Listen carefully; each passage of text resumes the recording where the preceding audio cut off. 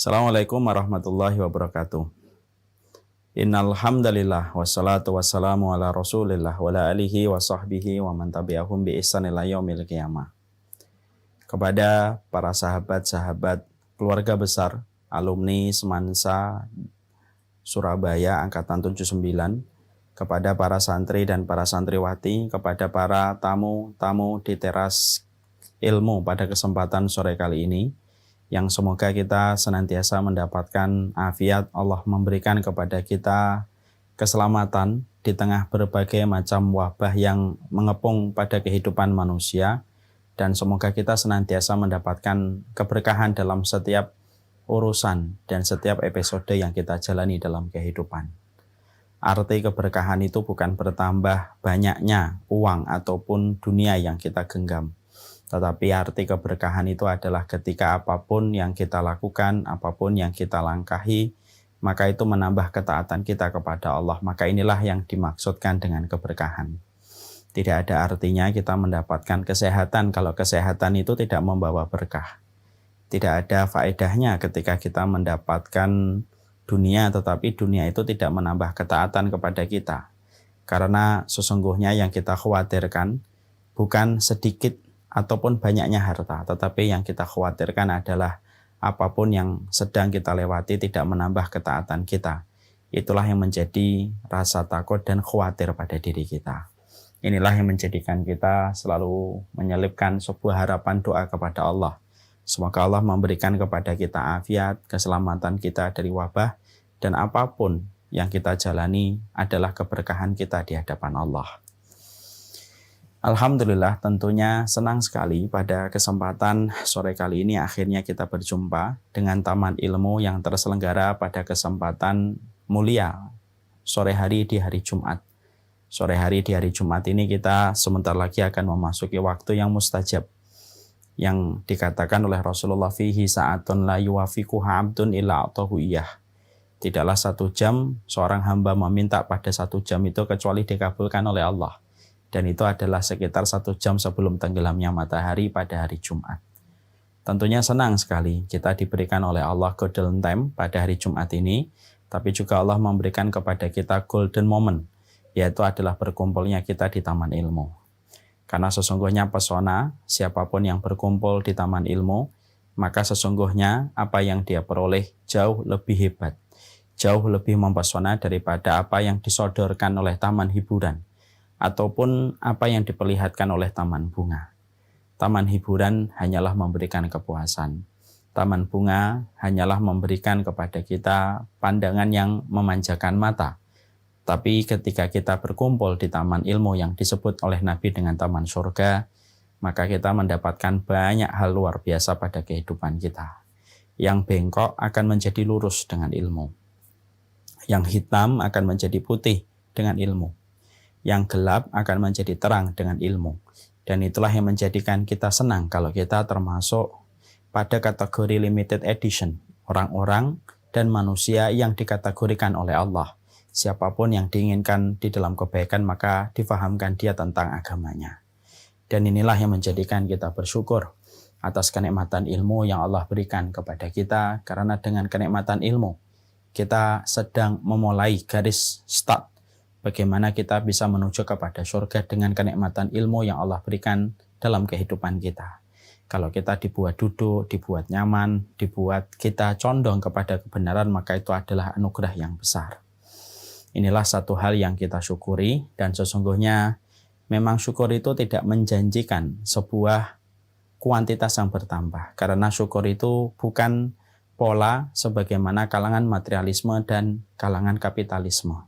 Kalangan materialisme, kapitalisme, kalau mereka memiliki syukur, itu kayak 1 tambah 1 jadi 2. Itu kalangan materialisme. Itu kalangan kapitalisme. Semuanya diukur dengan harta, semuanya diukur dengan volume, dan semuanya diukur dengan massa yang bertambah. Beda dalam konteks keimanan. Syukur itu tidak 1 tambah 1 menjadi 2. Kadang-kadang syukur itu 1 tambah 1 tetap 1. Tetapi kualitas yang ditambahkan oleh Allah. Karena tidak setiap orang yang bersyukur itu pasti ditambahkan barang dan kuantitas apa yang dia syukuri. Ada orang yang punya motor, dia bersyukur. Apakah secara otomatis dia mendapatkan mobil? Enggak. Berapa banyak teman-teman kita Ustadz, mereka punya motor, mereka bersyukur, bahkan mungkin bersyukurnya lebih daripada saya dan mungkin lebih daripada kita. Tapi tetap sepanjang hidupnya Ustadz Fulan itu selalu memakai motor. Bukan karena dia tidak bersyukur ketika motornya tidak berubah menjadi mobil. Karena bisa jadi memang Allah tetap memberikan kepada dia motor. Tapi kena kelapangan, kuantitas dan makna pada motornya melebihi mereka yang punya mobil. Ada orang yang punya mobil bersyukur, apakah secara otomatis dia bisa membeli jet pribadi? Enggak. Mungkin tetap mobilnya sama. Tapi bahagia yang dia dapatkan, kelapangan yang dia peroleh ketika mendapatkan mobil itu mungkin melebihi mereka yang memiliki jet pribadi. Disitulah kita memahami, syukur itu bukan nilai yang didasarkan kepada hitung-hitungan matematika kalangan materialisme, kapitalisme. 1 tambah 1 menjadi 2. Enggak.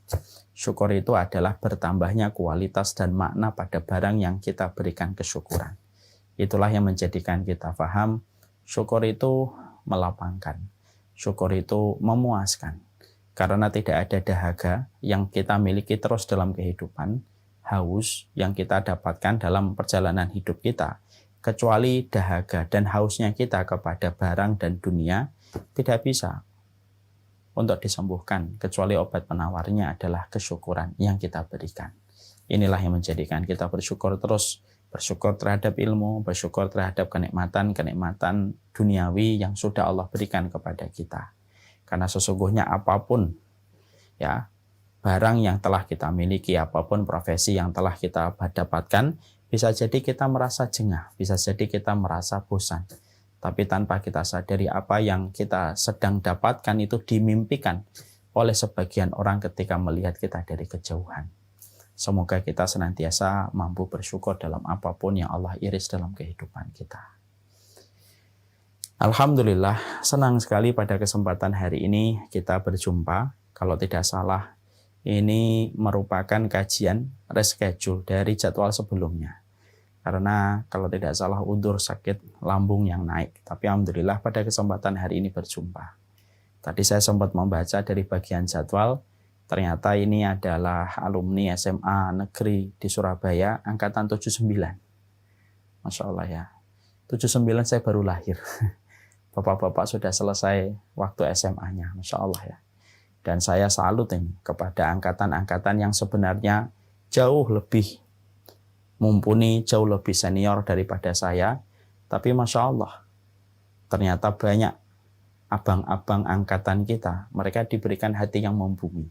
Walaupun umur mereka sudah senior, walaupun umur mereka sudah lebih daripada kita, walaupun mereka sudah banyak makan asam garam, tapi Masya Allah, abang-abang kita, kakak-kakak kita di angkatan 79 ini ternyata masih diberikan hati untuk tetap membuka.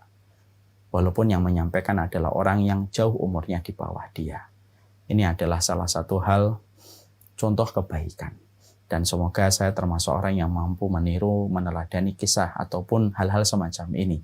Semoga Allah memberkahi pertemuan alumni-alumni yang semacam ini. Yang tentunya pertemuan alumni sampai mengadakan kajian rutin merupakan hal yang luar biasa. Banyak alumni yang mereka berjumpa, bertemu, hanya membicarakan hobi. Hanya membicarakan tentang pekerjaan, profesi, ataupun hal-hal yang semacam itu.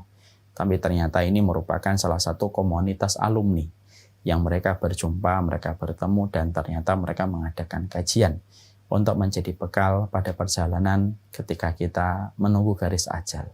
Semoga Allah memberkahi bapak-bapak dan ibu yang luar biasa, hatinya merendah dan hatinya membumi. Dan semoga kita tetap bisa meneladani hal-hal yang luar biasa semacam ini, insya Allah. Kita pada kesempatan hari ini akan menyampaikan sebuah tema yang diberikan dan diamanahkan kepada kami, yaitu adalah ketika lupa kepada peringatan Allah. Sebelum kita menyampaikan tema itu, tentunya kita paham Allah itu merupakan zat yang sempurna di dalam nama dan sifatnya. Allah itu sempurna di dalam nama, Allah itu sempurna di dalam sifatnya, Allah itu sempurna di dalam perbuatannya. Dan Allah itu sempurna pula di dalam segala ketentuan takdir yang Allah berikan dalam kehidupan kita. Makanya Imam Ibnu Qayyim beliau berkata di dalam kitab Madarijus Salikin bahwasanya Allah itu sempurna. Namanya sempurna, sifatnya sempurna, dan perbuatannya pun sempurna. Untuk menunjukkan kepada kita tidak ada keberuntungan yang paling besar kecuali keberuntungan makhluk ketika dia beriman kepada Allah yang sempurna, yang tidak ada aib, tidak ada celah, tidak ada kesalahan yang melekat pada Allah yang kita sembah. Maka di antara kesempurnaan nama dan sifat serta perbuatan Allah itu, maka sesungguhnya Allah itu selalu menyelipkan di balik setiap irisan takdir itu ada hikmah yang berjalan dan diberikan kepada setiap manusia ketika mereka mendapatkan peristiwa dalam kehidupan mereka. Karena Allah itu sempurna di dalam sifatnya, dan di antara konsekuensi nama dan sifatnya Allah adalah Allah itu maha bijaksana.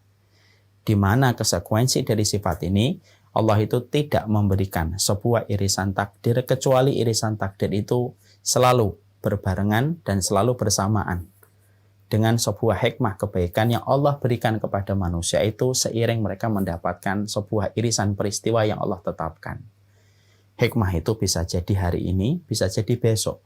Hikmah itu bisa jadi 1 tahun lagi, baru dia akan paham. Hikmah itu bisa jadi 2 tahun lagi, baru dia akan pahami hikmah peristiwa yang terjadi hari ini.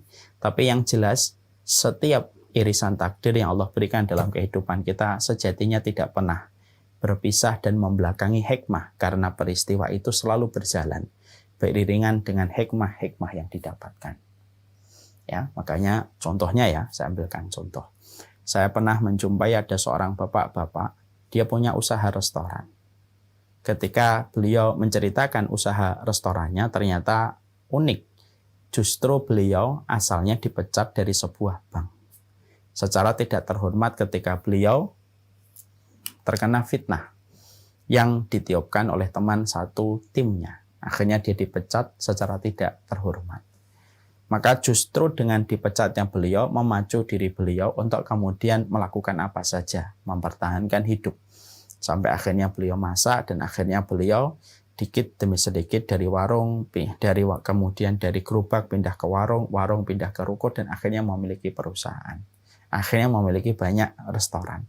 Beliau berkata kepada saya pada saat itu ketika kita berdialog, Ustadz, kalau saya bisa ketemu lagi dengan orang yang memfitnah saya akan berterima kasih, karena justru dengan fitnah yang dia tujukan kepada saya, walaupun saya akhirnya dipecat secara tidak terhormat, tapi inilah yang saya dapatkan dan saya peroleh. Itu menunjukkan kepada kita bahwasanya Allah itu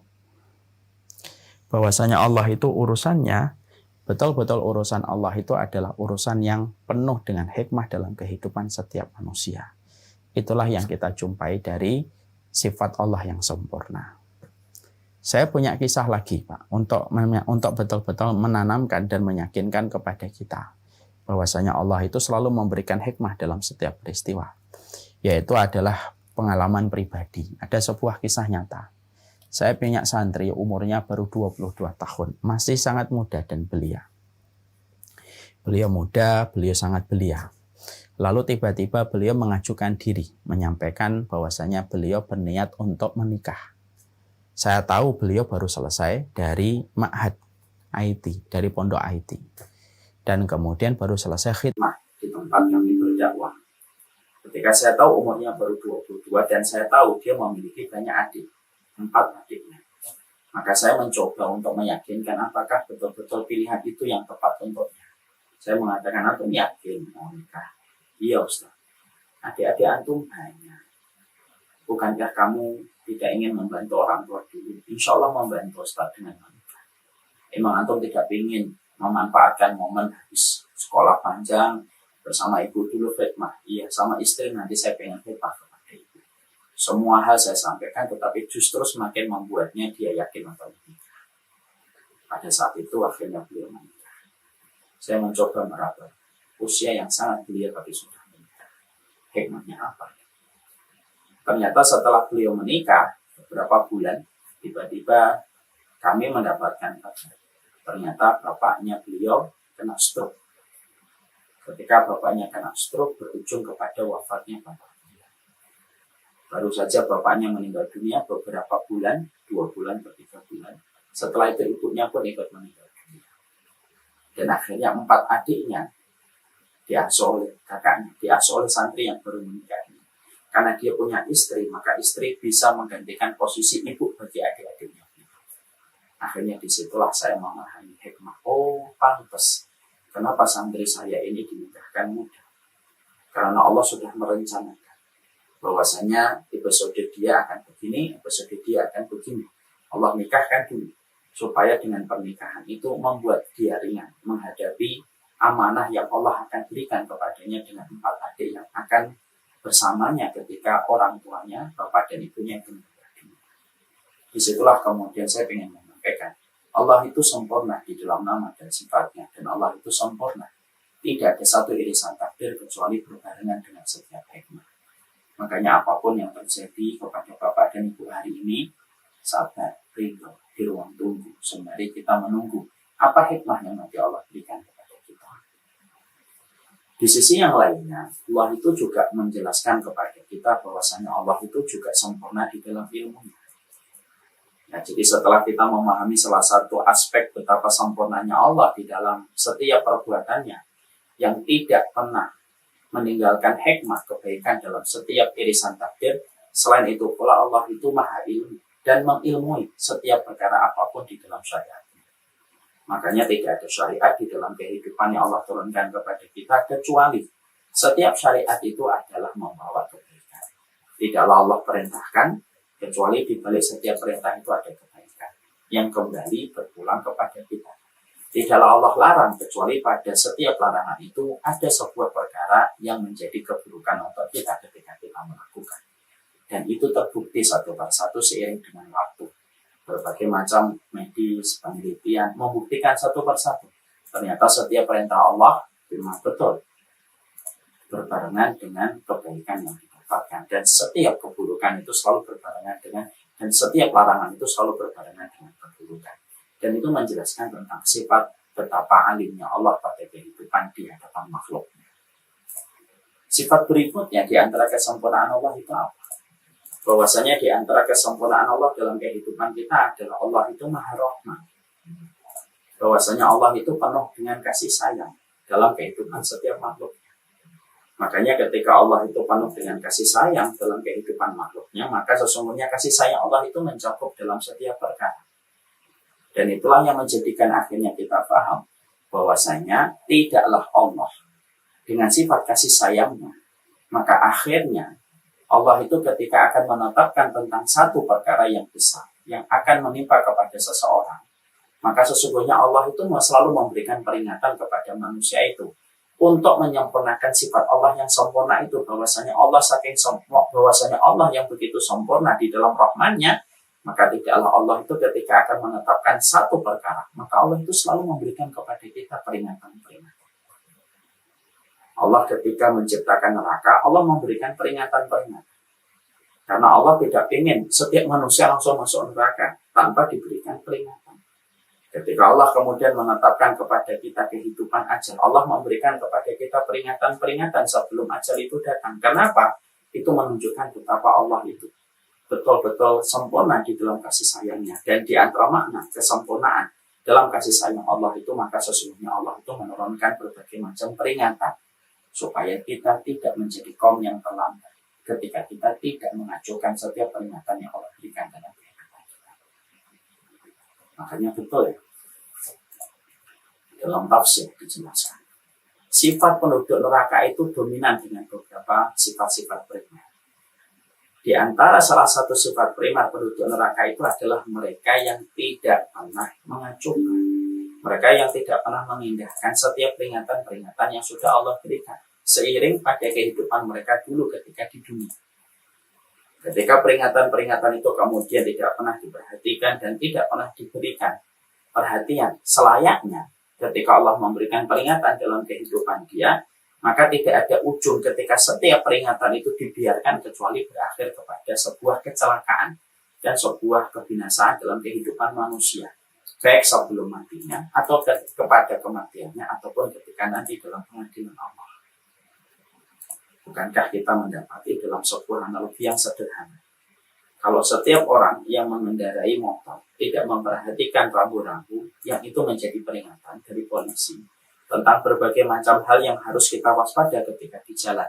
Ketika ada tanda ini turunan. Ketika ada tanda ini, maka ini. Ketika ada tanda ini, maka begini. Ketika ada seseorang mengendarai motornya, mengendarai mobilnya, lalu dia tidak mengindahkan setiap marka, yang mana itu merupakan peringatan yang diberikan oleh polisi tentang titik-titik yang kita harus waspadai, maka yang terjadi adalah bisa mengakibatkan kecelakaan yang fatal, yang menimpa kepada orang yang tidak memperhatikan setiap rambu, di mana dia lupa bahwasanya setiap rambu itu adalah peringatan-peringatan untuk menyelamatkan dia dari sebuah kecelakaan yang fatal. Maka ini pula yang kemudian juga harus kita mengerti. Maka sesungguhnya Allah itu bukan hanya menyelipkan hikmah di balik setiap irisan takdir. Allah bukan hanya menyelipkan ilmu dalam setiap perintah dan larangan yang Allah syariatkan dalam kehidupan manusia. Ternyata Allah itu memberikan peringatan terus dalam kehidupan kita. Karena sayangnya Allah kepada kita itu lebih daripada sayangnya ibu kepada anak. Bukankah ibu kalau sayang kepada anaknya memberikan banyak sekali peringatan supaya anaknya tidak sampai mendapatkan kejadian-kejadian yang mengkhawatirkan dan membahayakan untuk anak itu? Bapak dan Ibu coba perhatikan. Kalau ada ibu sayang banget sama anaknya, akan berangkat ke sekolah itu banyak peringatan yang disampaikan ibunya. Jangan bicara sama orang asing ya. Kalau ditawari permen jangan diterima ya dari orang yang tidak dikenal. Jangan pergi kemana-mana ya setelah selesai sekolah dan langsung pulang. Kenapa peringatan itu banyak diberikan sang ibu kepada sang anak? Karena di balik setiap peringatan itu ada kasih sayang Allah. Makanya inilah yang kemudian kita paham. Penduduk neraka itu sifatnya banyak. Tapi salah satu di antara sifat penduduk neraka itu adalah mereka yang tidak pernah memperhatikan peringatan-peringatan yang dibuat oleh Allah.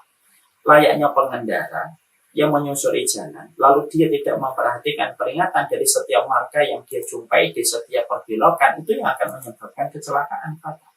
Dan inilah yang kemudian menjadikan kita akhirnya harus paham.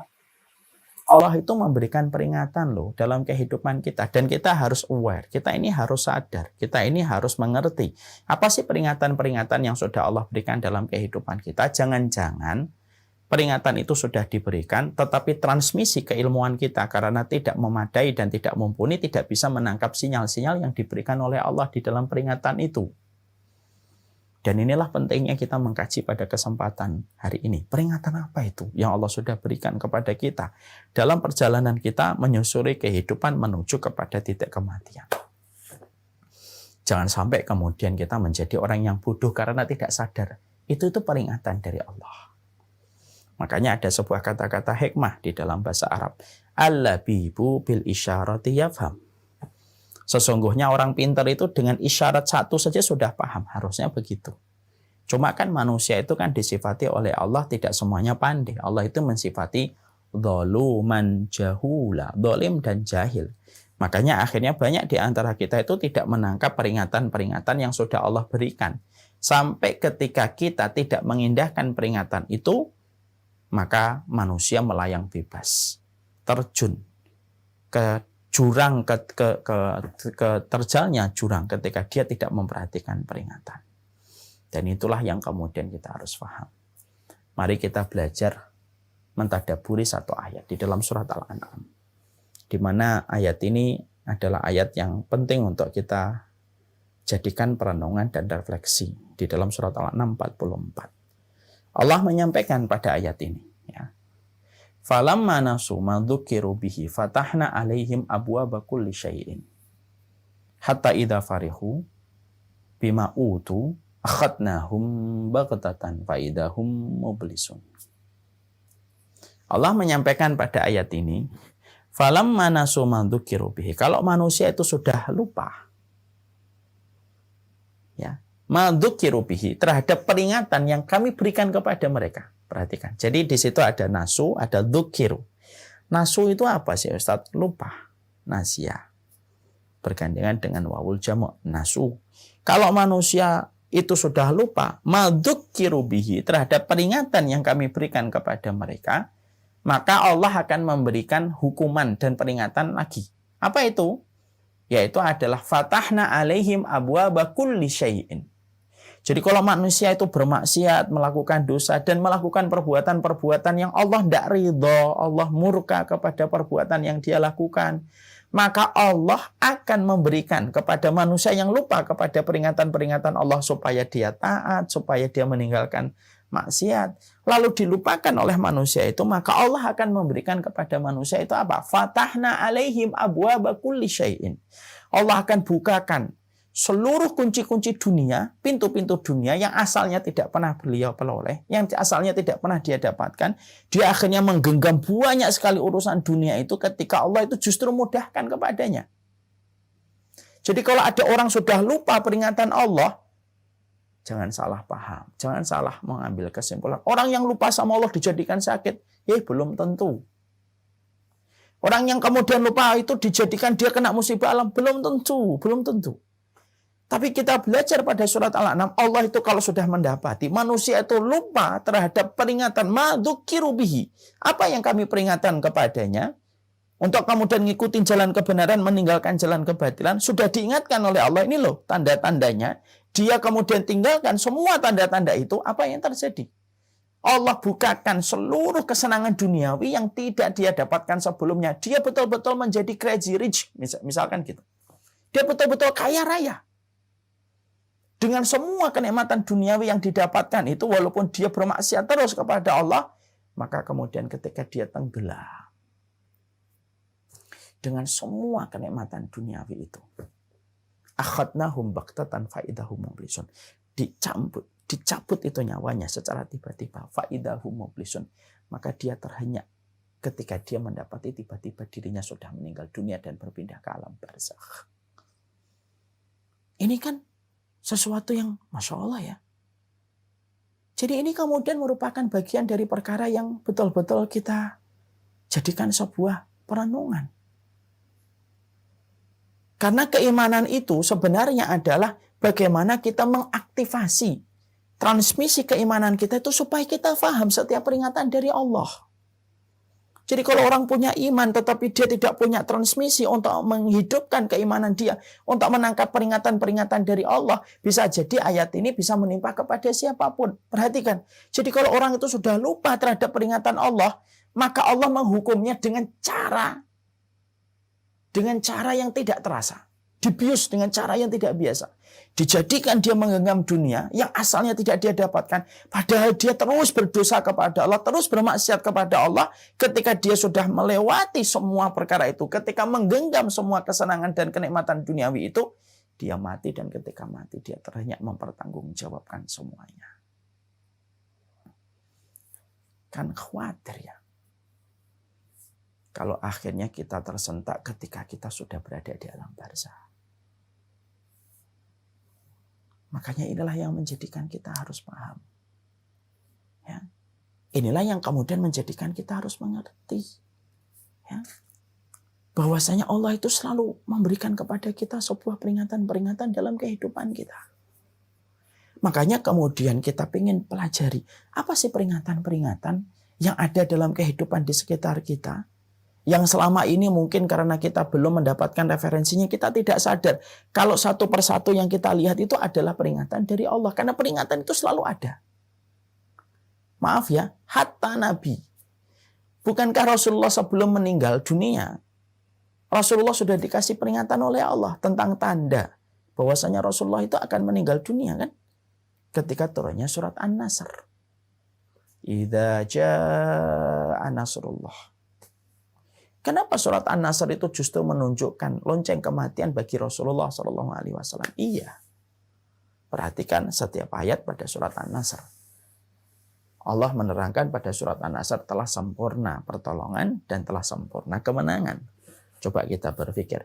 Kalau ada Nabi, Rasul yang menjalankan titah dan tugas dari Allah untuk kemudian menyampaikan agama Allah, lalu dia sudah dimenangkan oleh Allah dan mendapatkan pertolongan, berarti kan tugasnya sudah selesai. Kalau tugasnya sudah selesai, berarti tidak ada hajat untuk terus tinggal di bumi, kecuali dia kembali kepada sisi zat yang telah menjadikan dia nabi dan rasul, yaitu adalah Allah. Makanya ketika Rasulullah itu turunnya surat An-Nasr, maka kemudian beliau itu berkata, nuyat ilayya nafsi, sesungguhnya lonceng kematian telah diperdengarkan kepada diriku. Makanya tidak lama, beberapa bulan setelah itu, maka kemudian akhirnya Rasulullah SAW meninggal dunia. Ini kan peringatan. Allah itu selalu memberikan peringatan. Sekarang mari kemudian kita bedah. Mari kemudian kita mencoba untuk melihat dulu. Jadi kita hidupkan dulu gimana transmisi kita untuk menangkap peringatan-peringatan Allah di dalam kehidupan kita ini apa saja sih? Sebelum datangnya hari ketika tidak lagi bermanfaat harta yang kita miliki. Hari ini kita berada pada satu panggung ketika harta itu masih berharga. Emas itu masih berharga. Karena di panggung yang kecil ini, emas itu berharga. Mobil itu berharga. Rumah-rumah di pusat-pusat kota sangat berharga. Tetapi tentunya berharganya semua itu hanya terbatas pada waktu yang singkat. Dan pasti secara cepat mengalami expired ketika seseorang itu sakaratul maut hingga meninggal dunia. Semua yang berharga tadi menjadi tidak berharga.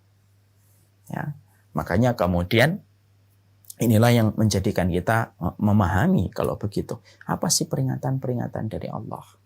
Ya, pada kehidupan ini yang kemudian kita jalani supaya kita betul-betul paham ini peringatan-peringatan Allah loh. Dan peringatan ini kalau kita tabrak satu persatu tanpa kita indahkan, tidak ada ujung di balik setiap peringatan yang kita tidak perhatikan dan tidak kita indahkan, kecuali adalah jurang kerusakan dalam kehidupan kelak kita yang panjang. Makanya kemudian mari kita kemudian melihat peringatan Allah itu apa saja. Para ulama, salah satunya dari apa yang dijelaskan Imam Qurtubi di dalam kitab At-Tadhkirah.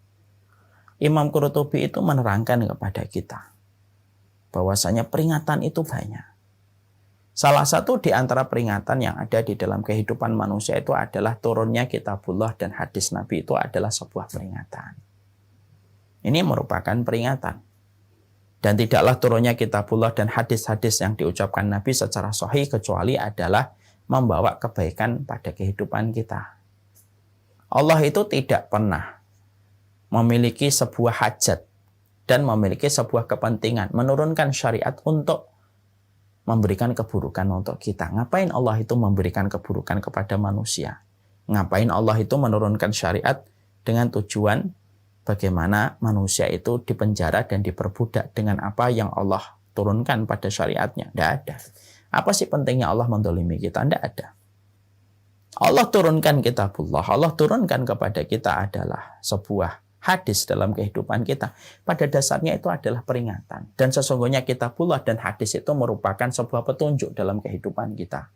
Yang mana ya, makna di dalam kitabullah dan sunnah itu membebaskan kita dari sebuah titik buta yang tidak kita ketahui selaku manusia, di mana blind spotnya kehidupan kita selaku manusia itu hanya bisa terpelitakan dan hanya bisa tercahayakan dengan apa yang ada di dalam kitabullah dan sunnah. Dan itu peringatan.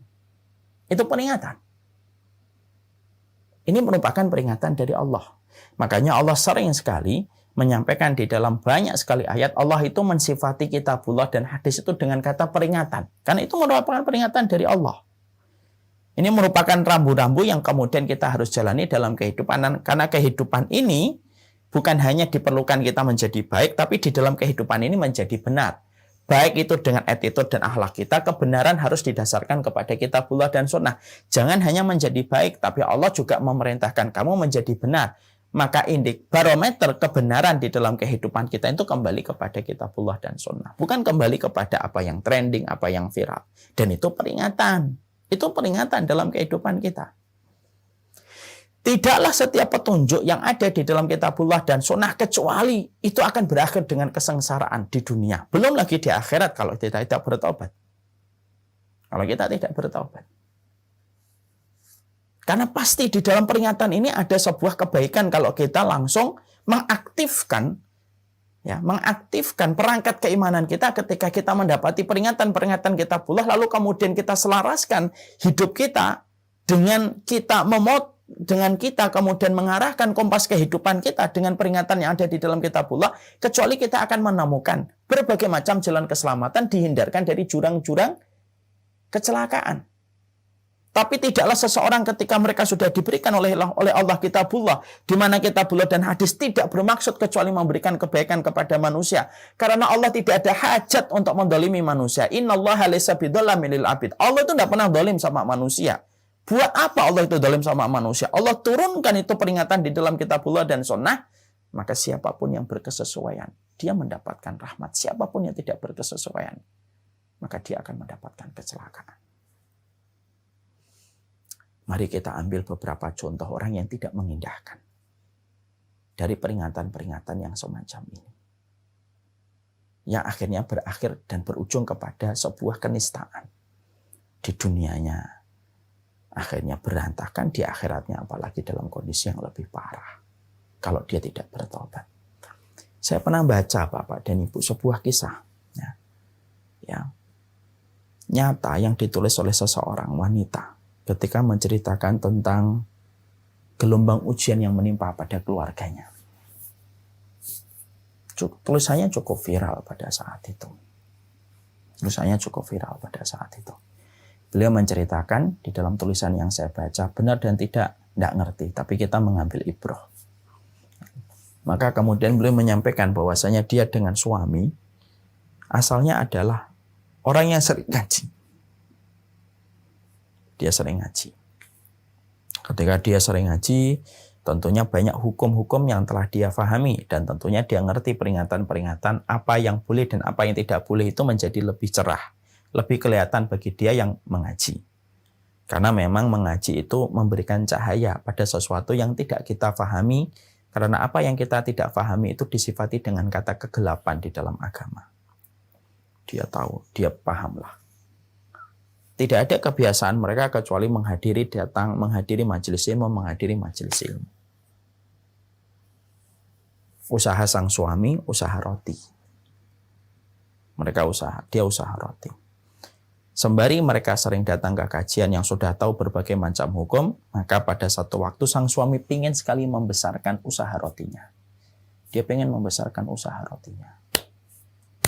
Setelah dia berkeinginan membesarkan usaha rotinya, ngobrol dengan istrinya pun yang orang ngaji berkata, nggak apa-apa, silakan besarkan usaha roti kamu.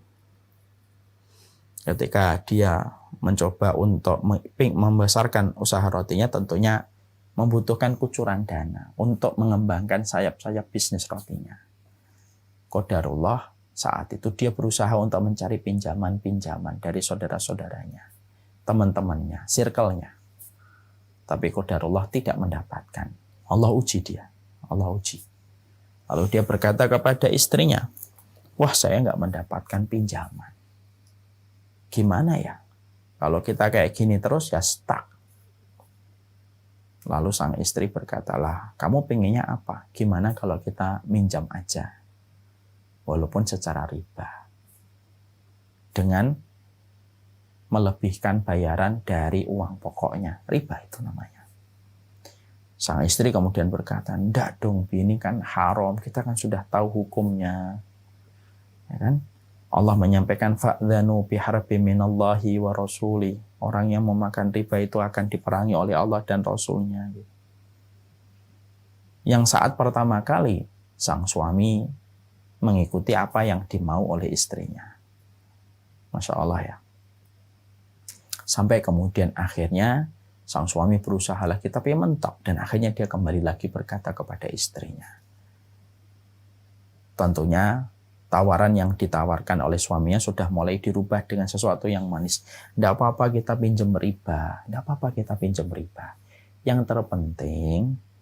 Yang terpenting nanti setelah kita besar, kita banyakin sedekah, kita banyakin sholat supaya menggugurkan dosa kita karena minjem riba.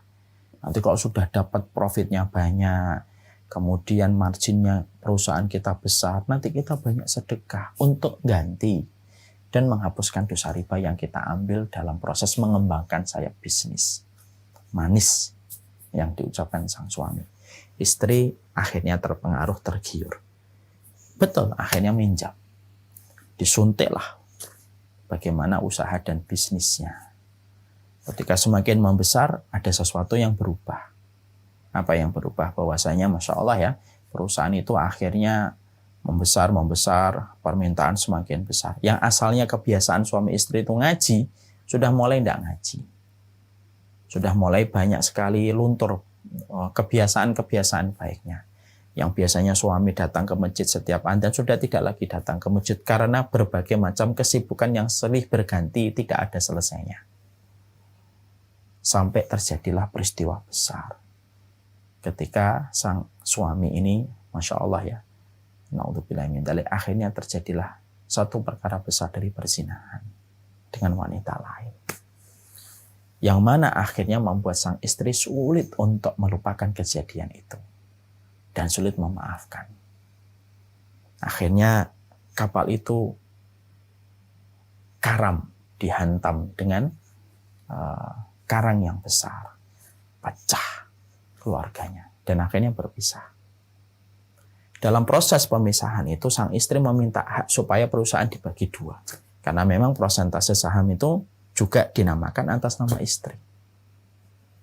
Dan akhirnya ketika bisnis itu sudah dibagi dua, tentunya limbung perusahaan itu. Karena nilai asetnya menjadi dibagi dua. Dan tidak terlalu lama setelah itu akhirnya perusahaannya pun tumbang. Ambruk kembali. Seiring dengan karamnya mahligai pernikahan mereka. Yang menarik itu adalah tulisan dari sang ibu. Yang salah itu adalah ketika kami sudah tahu ilmunya, ketika kami sudah mengerti bagaimana hitamnya dan jahatnya riba, tapi kami justru melabrak batasan itu dan tidak ada yang kami dapati dan kami jumpai kecuali kerusakan. Ketika mereka menentang apa yang dijelaskan di dalam kitabullah. Makanya kemudian itulah yang menjadikan kita akhirnya memahami ya apa yang disampaikan oleh Imam Qurtubi. Kitabullah dan sunnah itu peringatan loh. Yang mana kehidupan kita nanti di akhirat itu akan dicek sesuai dengan kesesuaian hidup kita di dalam kitabullah dan sunnah itu. Dan tidaklah peringatan-peringatan itu kita tabrak. Silahkan. Tapi ujung dari setiap peringatan yang kamu tinggalkan itu tidak ada keburukannya kecuali kembalinya kepada diri kita. Ingat ya, Allah itu tidak ada hajat. Kita beribadah kepadanya, tidak menambah kerajaan Allah. Kita tidak mengindahkan perintahnya Allah pun tidak mengurangi kerajaan Allah. Bukankah kita tahu hadis qudsi? Lau anna awalakum wa akhirakum wa insakum wa jinnakum ala atqa qalbi rajuli wahidin minkum ma zada fi mulki syai'an. Kata Allah itu apa? Kalaupun kemudian kalian, seluruh manusia dan jin sepakat semuanya taat kepadaku, ibadah kepadaku, memperhatikan peringatan yang aku berikan, semuanya berada di dalam satu tempat yang sama untuk bersujud kepadaku, kata Allah, mazada fi mulki syai'an. Enggak nambah kerajaanku walaupun cuma secuil pun enggak nambah. Sebagaimana sebaliknya, kalau seluruh manusia, la ana awalakum wa akhirakum wa insakum wa jinnakum, seluruh manusia jin sepakat dari yang timur sampai ke barat, dari utara ke selatan, dari yang pertama sampai yang terakhir, sepakat semuanya bermaksiat kepada Allah. Kata Allah, mana qasa min dalika fi mulki syai'an. Itu pun tidak akan mengurangi kerajaan sedikit pun. Ketika kalian semuanya bermaksiat, Allah itu tidak ada hajat kepada ibadah kita. Sebagaimana Allah tidak pernah rugi dengan kemaksiatan kita. Kenapa? Tidaklah peringatan-peringatan yang Allah berikan dalam kehidupan kita. Ketika kita tabrak, setiap peringatan ketika kita tabrak, bisa jadi di setiap marka itu ada jurang yang tidak kita sadari. Bukankah pagar pembatas itu peringatan ketika kita pergi ke puncak? Bapak-bapak dan ibu kalau pergi ke puncak kan kita akan mendapati di pinggir-pinggir jurang itu kan diberikan pagar-pagar dari aluminium. Yang biasanya ada dopletnya ketika akan terlihat bercahaya ketika disorot dengan lampu. Itu peringatan dari petugas yang tidak bisa berdiri menjaga tempat itu setiap waktu. Jangan ditabrak ya pagar ini. Kenapa? Di balik peringatan pagar itu ada sebuah jurang yang dalam yang menyebabkan sesuatu yang fatal. Itu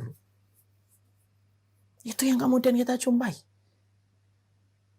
Tidaklah peringatan yang ada di dalam kitabullah yang pertama ini, kita baru membahas yang pertama, kitabullah. Tidaklah peringatan di dalam kitabullah, kecuali itu membawa kebaikan untuk kita kalau kita ngikutin.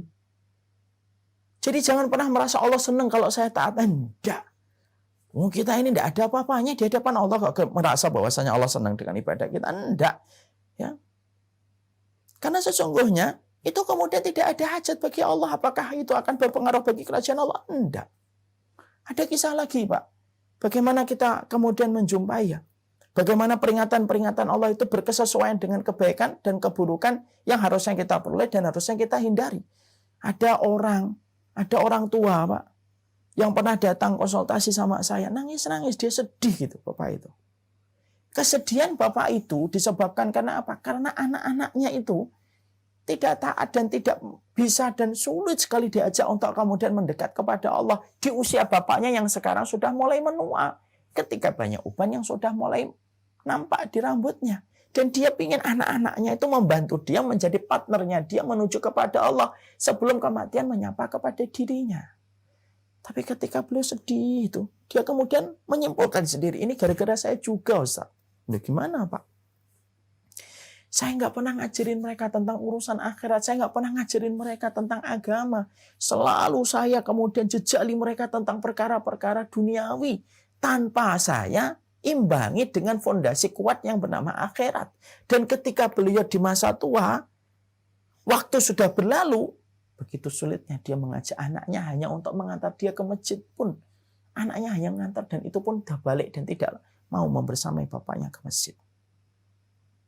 Kembalinya kepada siapa? Kepada orang itu sendiri. Ini peringatan itu dari Allah Subhanahu wa Ta'ala. Ini kan peringatan.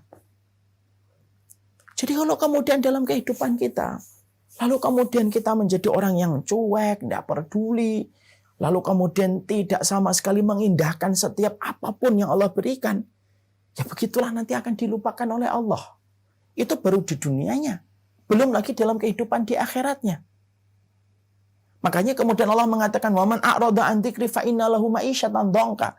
Di dalam surat Toha Allah menyampaikan siapapun yang berpaling dari peringatanku, fa inna lahu ma'isyatan dhanka, kami akan berikan kepadanya kehidupan itu kehidupan yang sempit betul. Akhirnya kehidupannya sempit, tidak ada kualitasnya. Mungkin dia bertambah kuantitasnya, tetapi sempit gitu. Berapa banyak orang yang bertabur dengan kekayaan, tapi hatinya itu terasa sendirian di tengah tumpukan harta yang dia kumpulkan. Ketika tumpukan itu menjadikan dia lupa terhadap setiap rambu-rambu dan setiap petunjuk dari Allah. Allah sempitkan. Allah itu kalau tidak suka, Pak, sama manusia, itu tidak secara otomatis memberikan kepadanya penyakit. Tidak, belum tentu orang yang kena penyakit itu dimurkai oleh Allah. Bisa jadi dia dicintai oleh Allah. Diberikan penyakit supaya gugur dosanya. Allah itu kalau tidak suka sama seseorang itu tidak langsung diberikan musibah, Pak. Belum tentu. Tapi kalau Allah itu sudah tidak suka sama orang ketika dia tidak peduli terhadap peringatan-peringatan yang Allah berikan, ma'isyatan dhanka. Allah berikan kehidupan yang sempit. Para ulama menjelaskan kehidupan yang sempit itu apa? Tidak bermakna kebaikan untuknya. Kalaupun punya harta bingung. Akhirnya karena uangnya saking banyaknya dipakai judi. Hanya untuk melampiaskan nafsu gamblingnya. Karena tidak tahu lagi apa yang harus dilakukan. Semuanya berantakan di dalam pikiran ini. Dan itulah arti dari ma'isyatan dhanka. Akhirnya apa? Tertekan. Dan akhirnya tidak mendapatkan kualitas kehidupan. Dan itu bermula ketika dia berpaling. Dan berpaling itu adalah orang yang tidak memperhatikan peringatan dari Allah. Makanya kemudian di ayat yang lainnya kan Allah mengatakan bahwasanya ada orang-orang yang nanti itu ketika dibangkitkan dalam kondisi mereka itu diberikan kehidupan yang sempit. Mereka nanti di akhiratnya aja dibangkitkan dalam kondisi buta. Lalu kemudian mereka bertanya, lima hasyartani a'ma. Kenapa saya buta ya Allah? Padahal dulunya kami ketika di dunia waqad kuntu basira. Bukankah dulu kami bisa ngelihat ya Allah? Perhatikan. Jawaban dari Allah diabadikan dalam surat Toha. Atatka ayatuna fanasitaha wa kadzalikal yauma tunsa. Atatka ayatuna, datang kepadamu peringatan kami, fanasitaha, kamu melupakan, kamu lupa ayat-ayat yang menjadi peringatan yang aku turunkan dalam kitabullah dan hadis, kamu tidak pedulikan. Semua hukum tidak pernah kamu pedulikan. Kamu hanya pilih hukum-hukum yang kamu mau, yang sesuai dengan seleramu. Kamu tinggalkan banyak hukum dan syariat yang aku syariatkan kepada kalian. Sebagaimana Wa kadzalikal yauma tunsa, sebagaimana kalian lupa, sebagaimana kalian hari ini dilupakan dan dijadikan buta. Bukankah ini merupakan sebuah bagian dari peringatan? Mari kita lihat Pak, hari ini kualitas, hari ini kehidupan kita.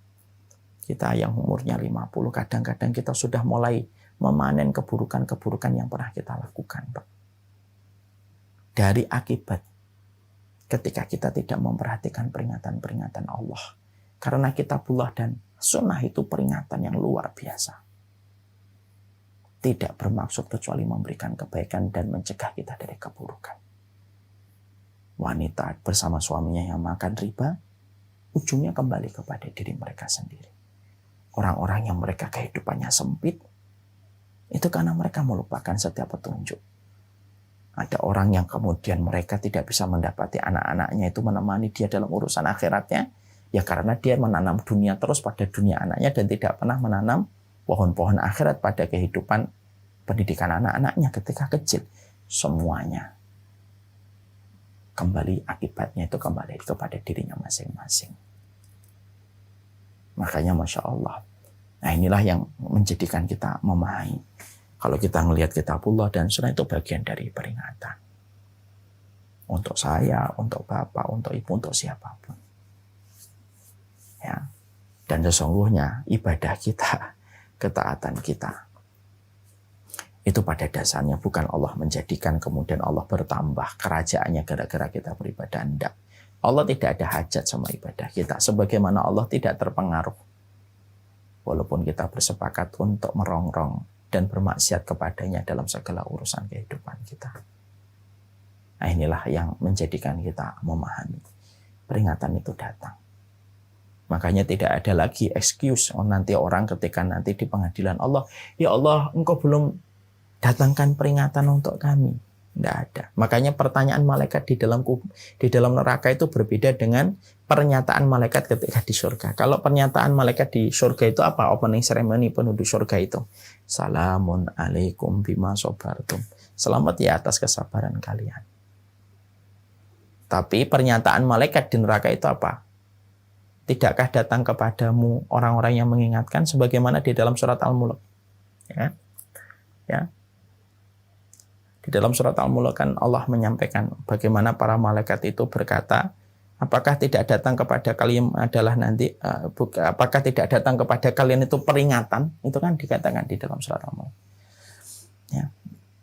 Ya, kemudian mereka berkata kepada Allah bahwasanya telah datang wa qad ja'ana nadhir fakadzabna wa qulna ma nazalallahu min syai'. Telah datang peringatan. Tapi kemudian kami mendustakan dan kami mengatakan tidak apa-apa itu dengan peringatan itu. Selalu pernyataan para malaikat itu di neraka adalah, tidakkah datang peringatan kepadamu? Ya.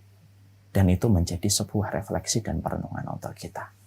Apakah transmisi kita itu sering menangkap peringatan itu ataukah kita transmisinya rusak? Dan yang pertama, peringatan itu adalah kitabullah dan sunnah. Mau kita hidupnya beramal dengan itu, enggak. Kebaikannya kembali kepada diri kita. Mau kita meninggalkan, enggak butuh, enggak hajat, cuek, silahkan.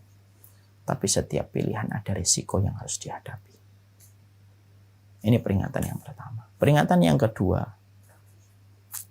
qadarullah waktu kita sudah habis ya, jam 5.10 lebih. Mungkin kita bahas yang satu saja. Dan inilah yang menjadikan kita memahami. Allah itu sempurna di dalam memberikan hikmah pada setiap peristiwa. Allah itu alim dalam memberikan syariat di balik setiap perintah kebaikan dan setiap larangan yang Allah hindarkan kita dari sebuah keburukan. Allah itu rahim, Allah itu penyayang betul. Saking sayangnya Allah, maka Allah memberikan banyak peringatan. Bukan untuk mengekang kita, bukan untuk memenjarakan kita.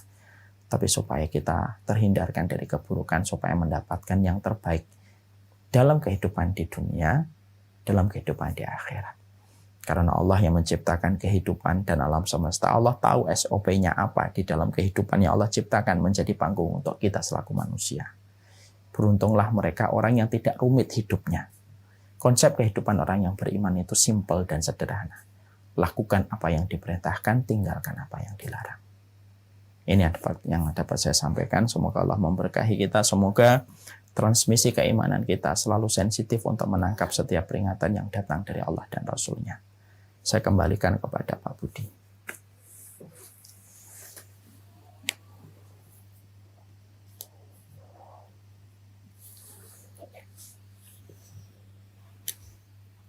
Pak Budi, suaranya nggak kedengeran dari tadi. Yo, nih terkunci. Jadi saya pikir dari sana. Baik Ustaz Umar. Jazakallah khair. Barakallahu fiik Ustaz. Alhamdulillah sederhana penyampaiannya tapi membekas sekali. Artinya peringatan itu seringkali tidak kita patuhi. Satu karena jahil ilmunya atau belum sampai, kita tidak mampu membaca peringatan itu. Atau kedua memang kita tidak mau menjalankan perintah itu. Ada dua hal itu mungkin satu yang tadi saya sampaikan. Kita dalam posisi yang tadi ada juga disampaikan ciri-ciri penduduk neraka itu sifatnya bahwa mengindahkan peringatan-peringatan itu. Ini saya mulai pertanyaan langsung Ustaz mungkin ya yang ini. Apakah kalau kita yang di dunia ini senantiasa mengindahkan atau hanya mendengar kemudian kita mengabaikan di dunia ini, apakah itu salah satu ciri-ciri tanda kita sedang menuju neraka sebetulnya dalam kondisi seperti itu? Ini mohon maaf saya mulai pertanyaan satu dulu. Iya Bapak, saya bacakan salah satu ayat ya dalam salah satu surat.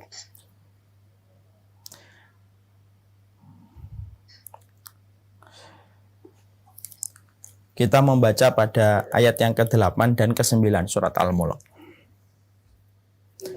Takadu tamayyazu minal ghaid kullama ulqiya fiha fawzun sa'alahum khazanatuha alam ya'tikum nadhir. Ya. Maka hampir meledak itu neraka karena marah dan bencinya mereka kepada orang-orang yang sedang diseret menuju ke neraka. Setiap ada sekumpulan orang-orang yang diseret menuju ke neraka dan dilemparkan ke dalam neraka, penjaga-penjaga neraka itu berkata, alam ya'tikum nadhir. Kok bisa kalian itu sampai sini tuh emang nggak ada, Pak? Memang nggak adakah yang memberikan peringatan kepada kalian itu sebelum kemudian kalian ke sini tuh emang kalian nggak perhatikan itu peringatan? Ayat yang ke-9, qalu bala qad ja'ana nadhir fakadzdzabna wa qulna ma nazzalallahu min syai'in antum illa fi dhalalin kabir. Lalu kemudian penduduk neraka itu berkata, sesungguhnya pemberi peringatan itu sudah datang kepada kami tapi kami mendustakannya. Ya. Dan kemudian kami berkata Allah tidak menurunkan sesuatu apapun itu. Tidak ada peringatan-peringatan itu. Kami dustakan setiap peringatan yang menyapa kami. Maka sesungguhnya kami mengatakan kepadanya, ya kamu ini sebenarnya sesat. Jadi orang yang memberikan peringatan itu justru ditampek dan disesatkan. Wa qalu law kunna nasma'u naqilu ma kunna fi ashabis sa'ir. Cobalah dulu kami itu berakal, mikir, mendengar, melihat gitu. Tentunya kami tidak akan dimasukkan dan diseret oleh para malaikat. Malaikat ini menuju kepada neraka. Di mana neraka itu sebelum dicemplungkan penduduknya, neraka itu kemudian begitu marah. Dan para penjaganya itu kemudian juga bengis dan benci kepada mereka. Makanya pertanyaan mereka itu yang pertama opening ceremony. Pertama kali penjaga neraka itu apa? Alam ya'tikum nadhir. Emang gak datang apa peringatan untuk kalian dulu? Ya, gitu. Sebagaimana Pak kalau kita jadi dokter, lalu mendapati sebuah diagnosa tentang pasien kita karena kebiasaan pola hidup yang salah. Kita kan mungkin kita akan ngomong, emang Bapak tidak diingetin istrinya bahwasanya makan ini bahaya? Udah diingetin istri saya, Dok, tapi saya membandel, tidak bisa ninggalkan. Gitu. Ada orang kena paru-paru gitu, sakit kanker paru-paru karena ngerokok gitu. Pasti kan dokter berkata, emang nggak ada yang ngasih peringatan Pak tentang banyaknya sakit dan penyakit yang diakibatkan gara-gara ngerokok. Sudah Dok gitu, tapi saya nggak mengindahkan. Nah, begitulah sebuah analogi sederhana. Hidup itu dalam iman sebenarnya simpel dan sederhana. Mengaktifasi perangkat yang kita miliki untuk memahami setiap peringatan yang datang dari Allah. Wallahu a'lam bishawab. Makanya kita baru bahas peringatan itu kitabullah dan sunnah. Ya, Ustadz, ini ada kurang lebih 6 pertanyaan, mungkin mohon bisa dijawab singkat aja, Ustadz, nggak apa-apa. Ya. Ini yang di Q&A ini ada izin bertanya, Ustadz, bagaimana jika kita masih punya orang tua yang masih memilih-milih hukum Allah, misalkan riba, tidak berhijab, dan lain-lain, padahal anak-anaknya sudah mulai mengkaji Islam. Apa yang harus dilakukan sebagai anaknya? Jazakallahu khair, Ustadz. Berarti penanya telah dipilih oleh Allah untuk menjadi anak yang bisa memberikan kebaikan untuk orang tua. Allah itu kalau mempertemukan kita dengan orang yang belum taat kepada Allah, berarti hikmahnya itu apa? Ya mungkin itulah caranya Allah supaya kita bisa menjadi pintu kebaikan untuk orang yang melakukan itu di sekitar kita. Berarti itu objek dakwah. Pahalanya besar. Birrul walidain yang ditambahi dengan sebuah konsep bagaimana kita mengingatkan orang tua kita supaya kembali kepada track jalan Allah, itu luar biasa pahala yang didapatkan. Dan itu menjadi ujian. Kenapa kok saya dapat orang tua yang kayak gini, Ustaz? Loh, masa hidupmu terus mudah terus? Kalau hidup kita dijadikan mudah terus, lalu dari mana kita mendapatkan pahala kesabaran? Dan salah satu ujian itu memang dengan keluarga. Makanya kita menjumpai sebagian dari kehidupan para nabi dan para rasul itu kan diuji dengan keluarganya kan. Nabi Lot diuji dengan anak dan istrinya, diuji dengan istrinya. Nabi Nuh istri dan anaknya. Nabi Ismail, Nabi Ibrahim dengan bapaknya. Nabi Ismail pernah dengan istri pertamanya. Asia binti Muzahim dengan suaminya. Maryam bintu Imran dengan keluarga besarnya, Rasulullah dengan paman-pamannya. Kalau kita berpikir sejenak, kenapa sih para nabi dan para rasul itu ujian mereka adalah keluarga? Harusnya kan keluarga para nabi dan para rasul itu kan harusnya betul-betul perfect. Kan harusnya begitu, ibunya beriman, bapaknya beriman, suaminya taat, anaknya taat. Itu kan harusnya gitu. Kenapa? Karena mereka role model orang beriman. Tapi ternyata para nabi dan para rasul pun diuji dengan keluarga. Karena Allah ingin memberikan pelajaran langsung untuk kita. Loh, nabiku, rasulku aja diuji dengan keluarga kok. Apalagi kita bukan nabi, bukan rasul. Maka semoga ini bisa menjadi ladang pahala. Syukran, jazakallahu khair, Ustaz. Pertanyaan berikutnya, bagaimana jika suami yang kurang ilmu agama syariat tidak mau diberi masukan atau mengindahkan untuk riba dan lain-lain? Bagaimana saya sebagai istri kadang pengen nangis, apa harus berpisah, Ustaz? Beliau tidak peduli masukan dari saya dan agak keras hati. Padahal, Ustaz? Ya, tentunya berdakwah itu kayak nanam benih, Pak Budi. Yang membedakan itu kita tidak pernah tahu kapan dakwah yang kita tanam selayak benih itu akan tumbuh. Ada orang yang dakwah baru 2 hari, pasangannya langsung menerima. Ada orang yang berdakwah kepada anaknya sepanjang hidup, anaknya tidak merespon yang disampaikan oleh orang tuanya. Baru setelah orang tuanya meninggal, baru anaknya bertaubat. Orang tuanya belum sempat melihat anaknya bertaubat. Disitulah kita paham, ya memang harus sabar gitu. Apakah harus berpisah? Jangan berpikir berpisah dulu. Dimaksimalkan ikhtiar yang bisa kita kerjakan. Diperbanyak tahajudnya, disebutkan sering pada waktu-waktu yang mustajab, dilembutkan suara kita, ditambahkan khidmahnya supaya hatinya tersentuh dengan perubahan-perubahan sikap kita. Maka semoga itu bisa menjadi pemberi kebaikan untuk sang suami. Ustaz, saya pindah ke kolom chat, Ustaz, di sini. Di awal hijrah dulu Allah uji dengan berbagai hal, Ustaz. Alhamdulillah sekarang ekonomi baik, hubungan dengan suami, mertua, orang tua, saudara baik. Alhamdulillah sangat baik. Saya tidak bisa membedakan ini ujian saya ataukah hadiah dari Allah. Karena keistiqomahan saya tetap berada di jalan Allah sesulit apapun. Saya khawatir kalau terlalu terlena dan bagian yang saya dapatkan. Kelapangan itu adalah ujian. Kesempitan itu juga adalah ujian. Ya, kelapangan itu ya disikapi dengan bertambahnya ketaatan, bertambahnya kesyukuran kepada Allah. menyadari betul bahwasanya semua kondisi yang dimudahkan pada saat ini itu merupakan bagian yang datang dari Allah. Sehingga kita tidak menjadi orang yang maghrur. Penyakit maghrur itu bahaya. Terpedaya di antara banyaknya kemudahan yang kita peroleh. Nah, semoga beliau, ibu ini semakin meningkatkan kewaspadaan walaupun mendapatkan kelapangan. Bertambahnya ketaatan, bertambahnya ibadah sebagai bentuk kesyukuran kita kepada yang memberi semua kemudahan dan kenikmatan itu. Wallahu a'lam bishawab.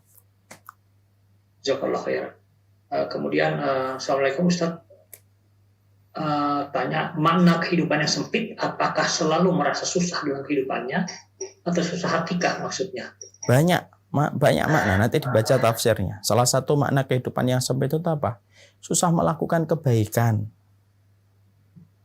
Ya, tidak pernah merasakan nikmatnya ketika beribadah kepada Allah.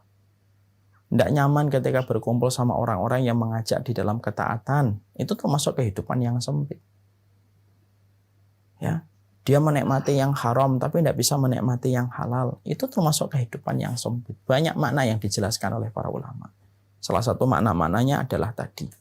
Orang-orang yang sejatinya tidak pernah mereka beribadah, lebih tidak pernah merasakan nikmatnya ketaatan, itu sebenarnya adalah kehidupan yang sempit. Wallahu a'lam bishawab. Baik, syukron. Izin bertanya, terkadang saya merasa banyak dosa, tapi terus berusaha untuk memperbaiki diri. Dan terkadang ingat bahwa Allah Subhanahu wa taala Maha luas ampunannya. Jadi semangat untuk mengundurkan diri kepada Allah Subhanahu wa taala dan berulang lagi seperti itu, merasa diri banyak dosa. Mohon nasihatnya. Jadi mungkin berulang-ulang ingat lagi terus melakukan lagi. Tidak apa-apa. Mohon nasihatnya. Selama kita bertobat dan tidak ada niat sedikit pun untuk mempermainkan tobat kita, selama kita berbuat dosa dan bertobat, selama itu pula Allah akan mengampuni selama kita nasuha. Ada sebuah hadis, ada seorang hamba melakukan dosa, bertobat. Allah berkata, hambaku ini berdosa, bertobat karena tahu aku adalah Zat yang Maha Pengampun. Aku ampuni. Berbuat dosa lagi, bertobat kembali. Allah mengatakan kembali, hambaku ini berdosa, bertobat lagi. Karena tahu aku adalah Zat yang Maha Pengampun. Aku ampuni. Berdosa lagi, bertobat lagi. Dia berdosa, bertobat. Karena tahu aku adalah Zat yang Maha Pengampun. Aku ampuni lagi. Berdosa lagi, bertobat lagi. Maka Allah mengatakan, i'malu masyitum fa inni qad ghafartu lakum. Berbuatlah apa saja, tapi selama kamu bertobat, aku ampuni. Disitulah para ulama, kalau boleh saya bahasakan, para ulama mengatakan, kalaupun manusia memiliki 1000 kemaksiatan, Allah memiliki 1001 maghfirah. Kalau manusia memiliki 1 juta dosa, maka Allah memiliki 1 juta keampunan. Dan itulah yang menjadikan kita terus bertobat. Jangan pernah putus dari rahmatnya Allah. Karena itu justru yang akan menjadikan kita dimurkai oleh Allah. Yang terpenting, tidak ada niat mempermainkan tobat. Jazakallah khair. Jadi niat Ustaz ya, jangan pernah ada niat. Iya. Baik Ustaz, ini Assalamualaikum. Umur saya sudah hampir 50 tahun. Bagaimana memperbaiki kesalahan-kesalahan kita di masa lalu selain tobat, doa, dan amal soleh?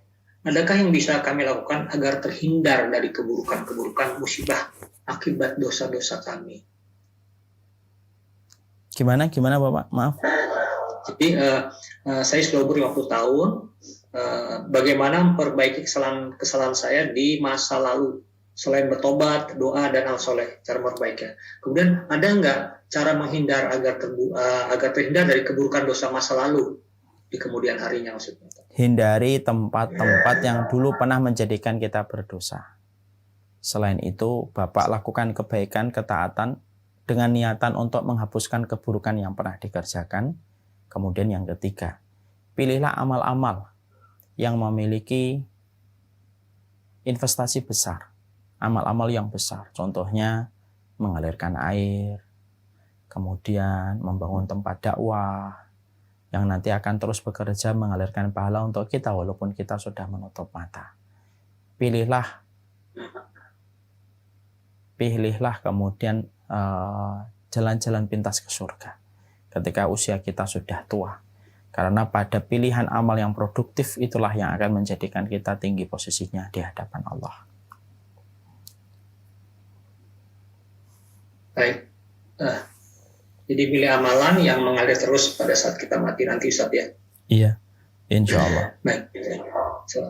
Assalamualaikum, Ustaz. Ketika Allah kasih ujian kita harus ridho.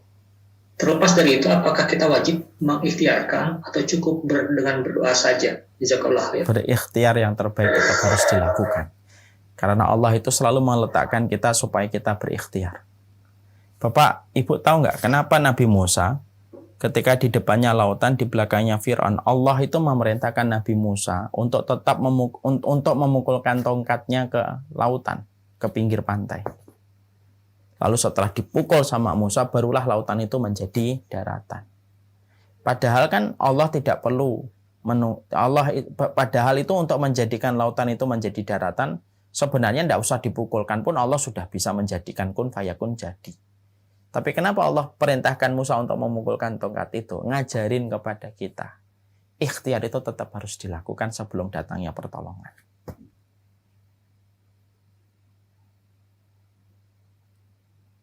Syukron, Ustaz.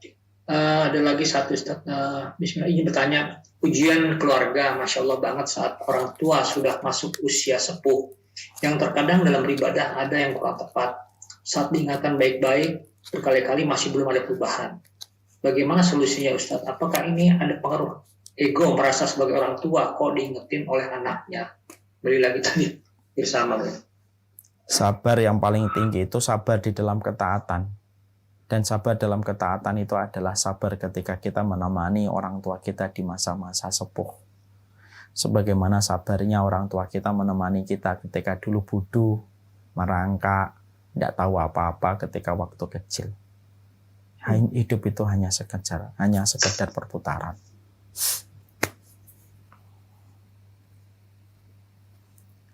Baik, Barakallah. Jazakallah khair Ustaz atas jawabannya. Mungkin Bapak Ibu ada yang masih tersisa pertanyaan sebelum saya bacakan tadi. Silakan langsung Ustaz ya. Waktunya mungkin sudah hampir habis. Mungkin kalau masih ada silakan Bapak Ibu yang ingin bertanya langsung.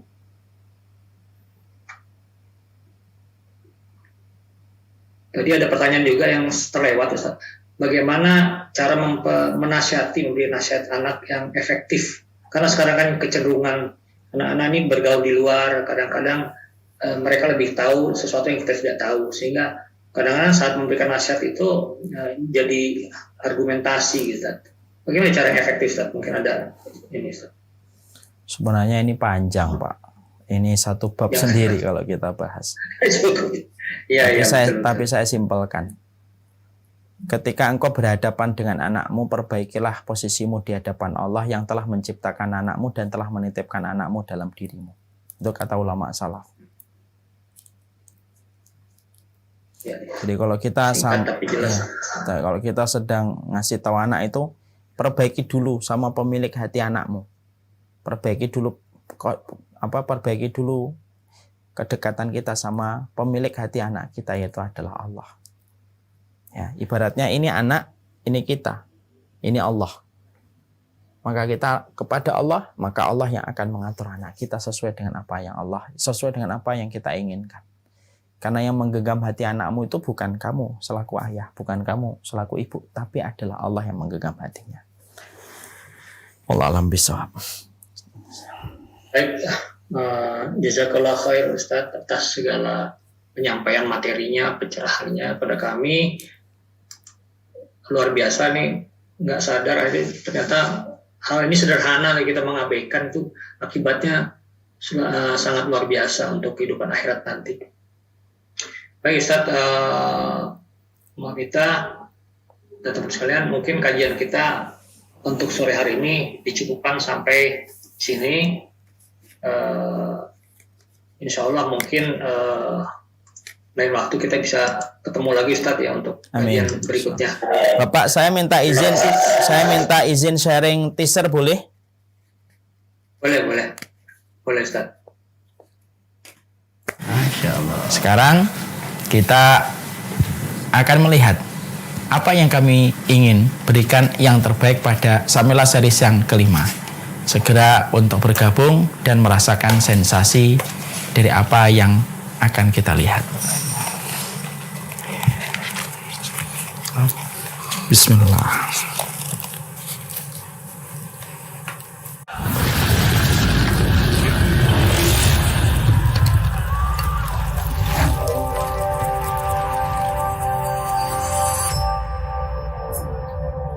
Masya Allah. Masya Allah.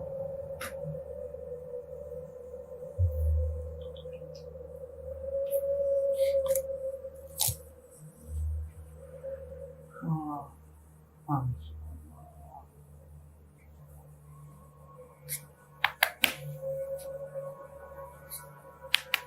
Khi, Ustaz, buka dulu.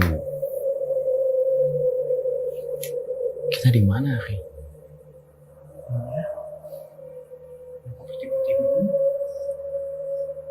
Kita belum meninggal kan?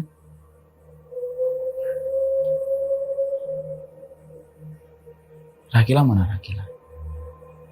ini ada, Ustaz. Coba pakai lagi ya, Khi.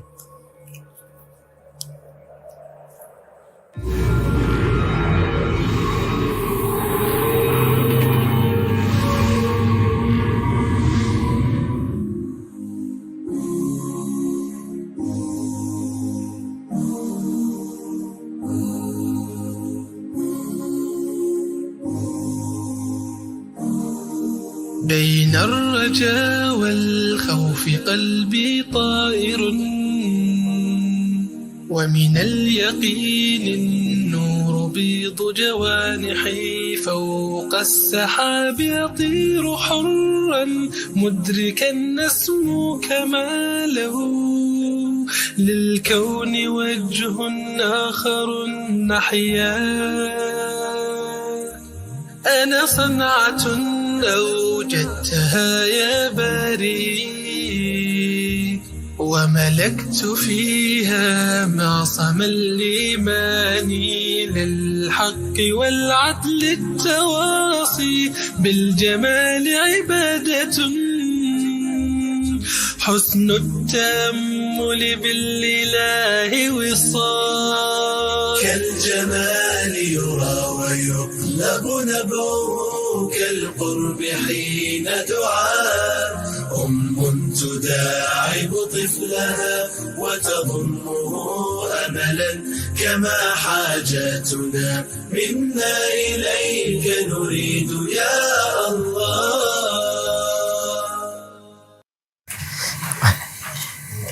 Masya Allah. Lah, Masya kok Allah. gitu kan, Ustaz? Ustaz di sini, Ustaz. Apa, Ustaz? Pantas, kursi antum panas banget ya. Apa, Ustaz? Di sini, Kok bisa berubah ya? Masya Allah. Itu tadi mungkin kita Masya Allah. bisa menyaksikan bersama. Jadi insya Allah Samila Series akan mengadakan Samila Series yang kelima. Kemarin kita telah menyelesaikan Samila Series yang keempat, The Day After You Day, secara runut sistematik membahas kitab dari halaman pertama sampai halaman yang terakhir tentang perjalanan orang yang durjana. Bagaimana hidup mereka, kematian mereka, alam barzakh mereka, berbangkitnya mereka, dan bagaimana ketika mereka berlutut di hadapan pengadilan Allah, hingga ketika mereka disirat dan dicemplungkan ke neraka. Maka kita Samila Series yang kelima ini, kita akan membahas tentang surga, indahnya surga, tentang rahmat yang harus ditumbuhkan, tentang rojak yang harus ditumbuhkan pada hati kita setiap waktunya dan setiap saatnya. Alhamdulillah kemarin pada Samila Series yang keempat kami membersamai 8.500 peserta yang ikut menjadi kerumunan ilmu, menjadi kerumunan para penuntut ilmu, belajar secara runut dan sistematik. Dan kita akan membuka Samila Series yang kelima. Memang masih agak lama, yaitu di bulan Juni. Tapi tidak apa-apa, memastikan kalau kita memiliki seat supaya kita paham. Menumbuhkan harapan kepada surga itu tidak bisa dilakukan secara organik. Harus ditumbuhkan dengan referensi supaya kita tumbuh rahmatnya kepada Allah Subhanahu wa Ta'ala. Ikuti sampai hari ini sudah hampir 2.200 yang mendaftar, dan memang masih panjang. Nanti di bulan Juni semoga kita bisa menjadi bagian dari kerumunan para penuntut ilmu. menjadi keluarga di antara keramaian umat. Wassallallahu ala nabiyina Muhammad. Alhamdulillahirabbil alamin. Ini yang dapat saya sampaikan dalam pertemuan kali ini. Jazakumullah khair atas semuanya dan mohon maaf atas segala kesalahan. Kami pamit undur diri kepada Pak Budi dan seluruh para pengurus alumni SMA Surabaya SMA 8 Surabaya angkatan 79. Tahun tepat ketika saya dilahirkan. Assalamualaikum warahmatullahi wabarakatuh.